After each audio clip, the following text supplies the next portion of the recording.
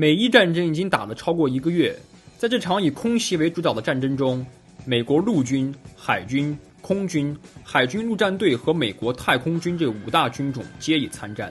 他們在戰場上投入了上百種軍事裝備，打擊了超過13000個目標。那作為目前藍星的第一軍事強國，在這場真刀真槍的實戰中，美軍都投入了哪些主要裝備？這些裝備在打擊伊朗的行動中都發揮了什麼作用？執行了哪些任務？取得了何種戰果？又損失了多少呢？歡迎來到 Chris 軍事基地，聚焦各國軍備鑑賞。今天我們來說說美伊軍備篇之美國空軍。作為本次戰爭的打擊骨幹，美國空軍基本上把所有種類的飛機都搬了出來。首先是伊朗的老熟人，午夜之錘的主角，美軍目前最金貴的轟炸機，空中核威慑力量的王牌 B-2 幽靈。B-2 採用了飞翼布局的設計，這種布局有2種優點：一是氣動效率高，阻力小，更適合遠程飛行；二是外形有利於隱身設計，機體線條更容易做成降低雷達反射截面的形狀。4台通用電氣 F118 GE100 涡扇發動機藏在機身內部，以進一步降低可探測性。發動機總推力308千牛，使 B-2 的最大起飛重量達到170.6噸，最高載彈量27噸，航程11000公里。在美伊戰爭中， B-2 主要用於打擊常規飛機和常規導彈無法觸及的目標，大多數是深埋在地底的打擊難度高的目標，像是地下導彈城、無人機工廠、核設施等。 B-2 擁有2個超大內置彈艙，是美國空軍目前唯一能攜帶 GBU-57 鑽地彈的飛機。這種炸彈威力巨大，可以穿透18米深的混凝土。在去年6月的午夜之錘行動中，正是由 B-2 使用 GBU-57 精準打擊了伊朗的核設施。不過截止目前，根據美國中央司令部所說，在本次戰爭中 B-2 還沒有使用 GBU-57， 它使用的是2000磅級的鑽地型 GBU-31。GBU-31 是一種精確制導炸彈，使用 GPS 加慣性制導，投放後可以根據預設坐標自主飛行，尤其適合打擊固定目標。B-2 在一次飛行中可以使用 GBU-31 對多個目標實施攻擊，誤差在5米級。在史詩狂怒行動首日，共有4架 B-2 從美國本土起飛，完成37小時的不落地往返飛行，使用 GBU-31 打擊伊朗加固的彈道導彈陣地。隨後數日，又有多架 B-2 輪番執行深度打擊任務。在伊朗防空武器沒有被大規模清掃乾淨時， B-2 擁有的隱身能力使它能安全穿過嚴密的防空系統進行攻擊。因此在戰爭初期，使用 B-2 是最穩妥的選擇。在逐步取得空優後，其他轟炸機就可以出動了。那接下來便是美軍飛得最快、載彈量最大的轟炸機 B-1B 槍騎兵。B-1B 採用可變後掠翼設計，機翼外段變化範圍為15度至67度，起降階段展開機翼以獲得更大的升力，高速飛行時變為後掠翼，降低阻力，以擁有更遠的航程和更好的燃油經濟性。B-1B 搭載了4台通用電氣 F101 GE102 渦扇發動機，每台可以提供136千牛的推力，讓 B-1B 的最大起飛重量達到217噸，最高載彈量34噸，最高飛行速度1470公里每小時，航程12000公里。在美伊戰爭初期， B-1B 是不進入伊朗領空的，都是從本土出發，空中加油後，在伊朗防區外射巡航導彈，像是 AGM-158 聯合空地防區外導彈，該導彈重1噸，彈頭450千克，射程超過1000公里。B-1B 的3個內部彈艙每個可以裝8枚，最多24枚。在美軍消滅大部分防空陣地，取得空優權後， B-1B 開始進入伊朗領空執行常規轟炸任務，使用 GPS 制導炸彈、激光制導炸彈、重力制導炸彈等更便宜的武器。例如，在這段3月12日拍攝於英國費爾福德皇家空軍基地的視頻顯示，地勤人員正在取出 B-1B 的旋轉導彈發射架，周圍堆滿了鑽地型 GBU-31 等待安裝，其內部彈艙最多可以裝24枚。部署情況上，早期參戰的 B-1B 都是從美國本土出發。3月6日，在英國允許美國利用其本土的空軍基地發動攻擊後，大批 B-1B 進駐英國的費爾福德皇家空軍基地，目前已有15架左右。雖然和 B-2 相比， B-1B 不具備隱身能力，但在轟炸機中，它的速度和機動性已經是佼佼者，能提供一定的自保能力。而且 B-1B 數量多，載彈量大，在後續的轟炸機打擊任務上，它是美軍當仁不讓的中堅力量。說完 B-1B， 下面出場的就是美軍轟炸機中的祖爺爺，服役時長高達71年的 B-52同溫層堡壘。如今參戰的 B-52已經更迭到 H 型，但機體設計還是延續70年前的老樣子，其搭載了8台普惠 TF33 渦扇發動機，每台可以提供 75.6 千牛的推力，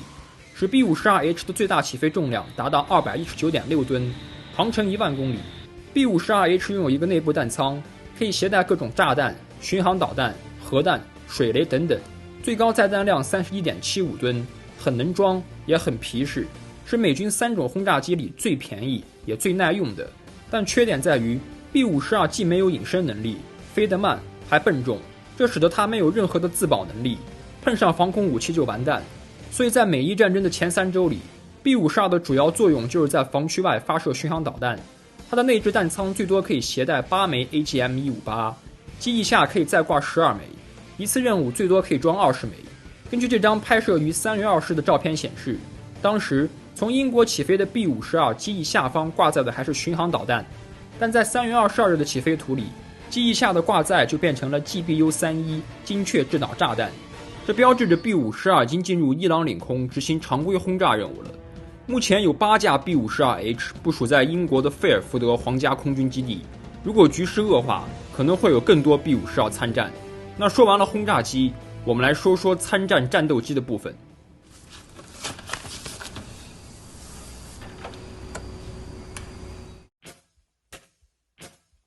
首先是美軍目前的頂尖空优5代機 F-22猛禽。F-22搭載了2台普惠 F-119PW100 渦扇發動機，每台最大推力160千牛，使 F-22的最高時速超過2400公里每小時，作戰半徑900公里左右。作為世界首款5代機 ，F-22最初的設計目標便是爭奪制空權。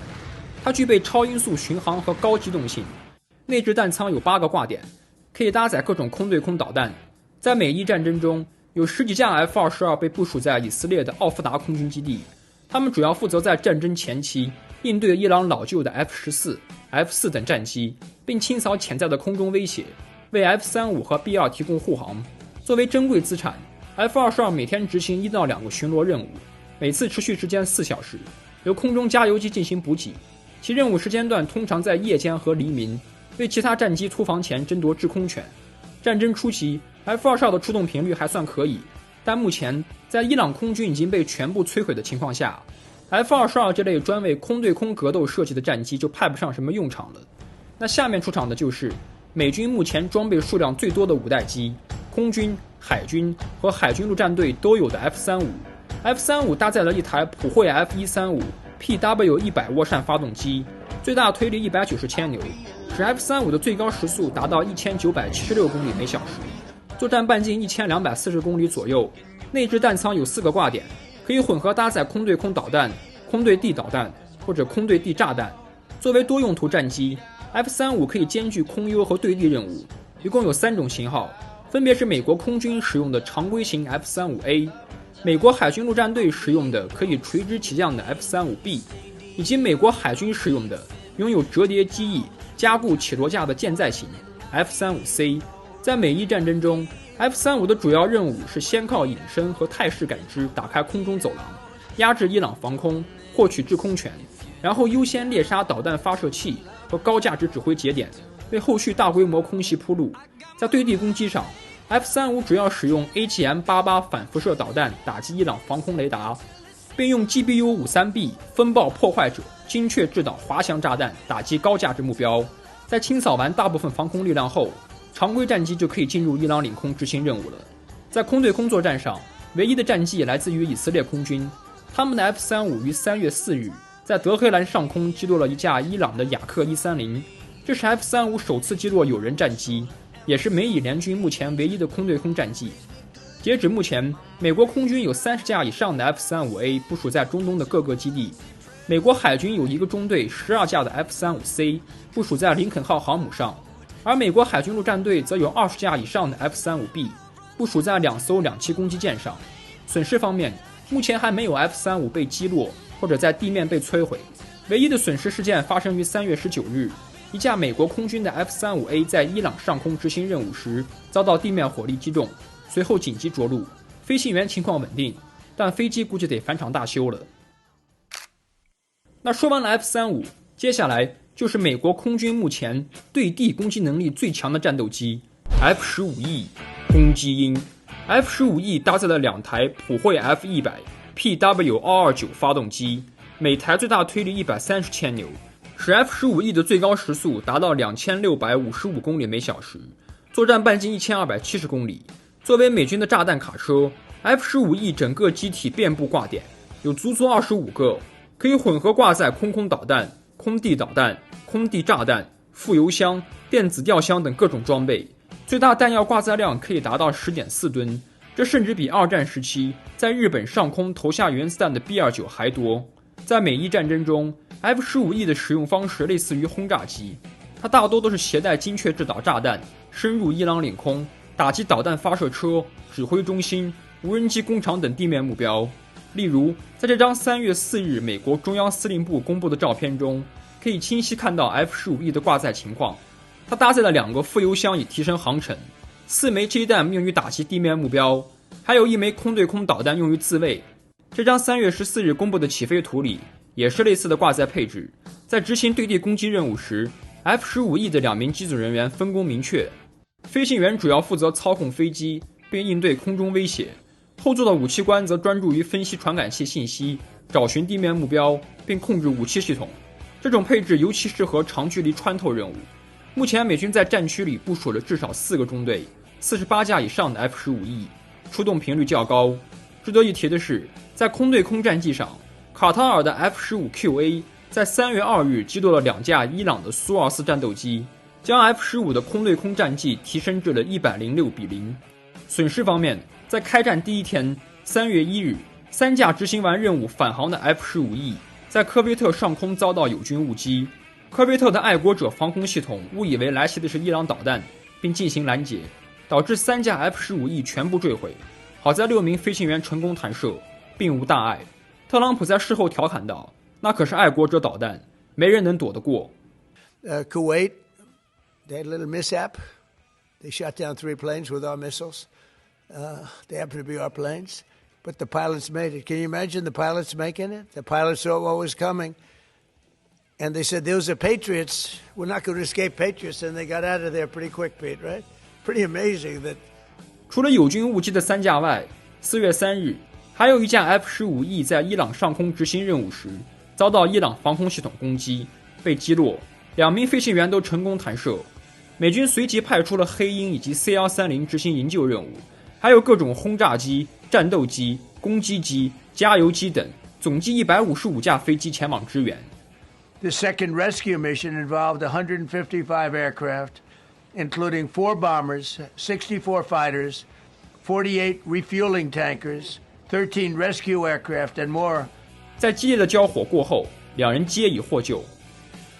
那說完了 F-15， 下面出場的就是美國空軍服役數量最多的戰鬥機——空中多面手 F-16戰損。F-16搭載了1台通用電氣 F-110 GE129 發動機，最大推力131千牛，使 F-16的最大速度達到2178公里每小時，作戰半徑860公里。在美伊戰爭中， F-16主要負責充當野鼬鼠，打擊伊朗防空網、雷達和地空導彈陣地。例如，在這張美國中央司令部3月4日公布的圖片中，可以清晰看到參戰 F-16的掛載情況。這是一套標準的壓制防空系統的任務配置，兩側翼間的1號點位掛有2枚雷達制導的中距離空導彈 AIM-120， 往裡的2號點位掛有2枚紅外制導的近距離格鬥彈 AIM-9 響尾蛇，再往裡的3號點位就是主角，2發 AGM-88 反輻射導彈，專打伊朗雷達。4號點位則是2個用於提升航程的副油箱，進氣口下方還有一個吊艙，它是用來探測、定位並跟蹤敵方雷達信號的。簡單來說，就是 AGM-88 導彈的眼睛。採用這一套配置的 F-16可以在兼具自衛能力、出色航程的基礎下，高效執行打擊伊朗防空系統的任務。目前部署在戰區的 F-16大概在40架左右，還沒有出現損失情況。那總的來說，美國空軍的4種戰鬥機在美伊戰爭裡的分工並不是完全重疊的，可以概括為 F-22負責爭奪制空權、護航、充當保鏢的角色。F-35負責隱身前插、前期打擊加串聯戰場。F-16是野鼬鼠，專拆對面的防空系統，而 F-15E 則負責把空優轉化成持續殺傷，高頻率的把炸彈送進伊朗內陸。那說完了轟炸機和戰鬥機，接下來我們來說說其他的打擊力量。首先出場的是坦克開罐器舔地之王 A10 疣豬。作為一款專注於地面支援的攻擊機， A10 沒有雷達，飛得也不快。它的優點在於機體皮實抗打，使用成本低，火力還猛。它的主武器是一門30毫米口徑的 GAU-8 復仇者7管机炮，該炮射速3900發每分鐘，備彈1174發，最適合打地面的各種裝甲目標。除了機炮外， A10 總共有11個掛點，可以掛載各種導彈、火箭彈以及炸彈，最大載彈量7.2噸。在美伊戰爭中， A10 主要負責執行兩種任務，第一種是在霍爾木茲海峽獵殺伊朗的攻擊快艇，第二種是在伊拉克境內打擊當地的民兵抵抗組織。如果後續美軍發動了地面戰， A10 還會是陸戰隊員和空降兵重要的空中支援。隨着3月31日的最新調動，目前戰區的 A10 部署數量已經達到了30架左右。損失情況：4月4日，一架 A10 在執行搜救 F-15E 武器操作官的任務時，遭到地面火力擊中，飛行員堅持飛到了科威特領空，隨後成功彈射。那說完了 A10， 下面我們來說說美軍的主力無人機 MQ-9A 死神。MQ-9A 搭載有一台霍尼韦爾渦輪螺旋桨發動機，輸出功率900馬力，使 MQ-9A 的總制空時間達到27個小時，配備外掛油箱的遠程型可達35小時，最大起飛重量 4.7 噸，航程1850公里，擁有7個掛點，最多可以掛8枚地獄火導彈。在美伊戰爭中， MQ-9 主要負責執行以下幾種任務：一、長時間制空偵察，搜集並更新各種情報信息；二、搜尋導彈發射車、無人機發射車之類的動態目標，並在機會合適時直接發射武器獵殺；三、為其他飛機提供激光指示或者目標確認，幫助他們完成最後一擊。如今美軍戰機已經開始執行動態打擊任務，也就是飛行員在起飛前並不知道具體的打擊目標，而是在升空後根據實時更新的情報靈活調整，接受新的目標指令。在這些任務中， MQ-9 就是提供最新情報的最好工具。在伊朗上空，美軍最多有超過10架 MQ-9 同時值班，出動強度非常高，截止目前已經損失了16架左右。除了 MQ-9 外，在美伊戰爭中，美軍還大量使用了盧卡斯自殺無人機，該機仿製自伊朗的見證者136，成本只要幾萬美元。那說完了所有打擊力量，下面我們來說說參戰的其他機型。首先是預警機 E3 哨兵，作為美國空軍目前唯一的預警機， E3 的服役時長已經快50年，它是根據波音707改裝而來。要知道，波音707在80年代初就退出主流商飞市场了，而 E3 現在還是中坚力量，起碼還要再戰10幾年。當然，對於預警機來說，機體老並不是什麼問題，畢竟它需要做的是看得全、看得遠。根據不同的批次， E3 搭載有 AN/APY-1 雷達和 AN/APY-2 雷達，兩款雷達的探測距離差不多，低空目標400公里，中高空目標可達520公里，可以同時跟蹤超過600個目標。在美伊戰爭中， E3 主要負責監視、識別、調度和通信這4大方面。監視就是緊盯戰場狀況，搜尋敵方目標；識別就是辨別是友軍、敵軍還是中立目標；調度就是把空域內的戰鬥機、加油機、轟炸機等各種飛機串聯起來，讓他們能在同一空域內高效執行任務。通信則是把自己看到的空情、識別結果、目標信息和戰場態勢實時傳給後方指揮中心或者其他作戰平台。開戰以來，有6架 E3 部署在沙特蘇丹王子空軍基地。3月27日，在伊朗無人機的攻擊下，一架 E3 被完全摧毀，機身斷成2截，現在還有5架可用。那說完 E3， 下面出場的就是 RC-135 聯合鉚釘電子偵察機。在美伊戰爭中， RC-135 主要負責建立並更新伊朗的電子戰場圖和電磁態勢圖，探測、識別並定位各種雷達和通信信號，為其他平台提供實時情報。最後是 E11A 空中通信中繼飛機，它改裝自龐巴迪的商務機，主要負責在各個系統和數據鏈之間傳遞信息。加油機部分，美國空軍派出了2款加油機參戰，分別是 KC-135 同溫層加油機和 KC-46 飛馬。2種加油機都可以進行軟管加油和硬管加油。KC-135 是美國空軍目前的主力加油機，服役時長接近70年，機身共有10個油箱，總燃料搭載量可以達到 11.34 萬升，能加滿11架 F-35。KC-46 則是美國最新型的加油機，在波音767的基礎上研制而成。2019年開始服役，機身有7個油箱，總計能裝 12.04 萬升的燃油。在美伊戰爭中，主要的加油任務還是由 KC-135 負責。KC-46 由於數量不足，只起到輔助作用。目前 KC-46 無損失情況， KC-135 有1架由於事故墜毀，還有2架在伊朗襲擊中受損。最後是運輸機部分，美軍現役的3款運輸機都參與了美伊戰爭。首先是美軍最大的 C-5 銀河戰略運輸機，最大載重量120噸左右，主要肩負從美國本土到全球各地軍事基地之間的戰略運輸任務。因為它拉得多，跑得遠，因此对機場跑道要求較高，只能在鋪裝路面降落，大多從事遠離前線的後方運輸任務。其次是 C-17 環球霸王， C-17 是一款戰略戰術運輸機，最大載重量77噸左右，它既可以執行長距離戰略運輸任務，將部隊從本土快速調配到後方的軍事基地，滿足戰略部署的需要，同時得益於其優異的設計以及短距起降能力。C-17 可以在各種未準備的路面上降落，降落最短只需要900米左右的跑道，實現了從後方基地到前線戰場的戰術運輸任務。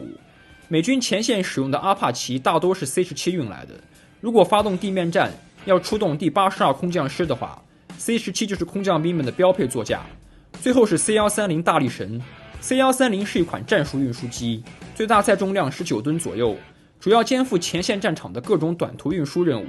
對跑道基本沒有要求，只要不坑坑洼洼 C-130 都能飛。在最近搜救 F-15E 飛行員的任務中， C-130 就肩負了特種運輸任務，不過有2架折戟沙場，再也沒法飛回伊朗，也算是鷹爪行動的 2.0 復刻版了。那以上就是美伊戰爭中美國空軍部分的裝備解析，大家如果感興趣的話，多多點讚，點讚超3萬，我們立馬開幹海軍系列。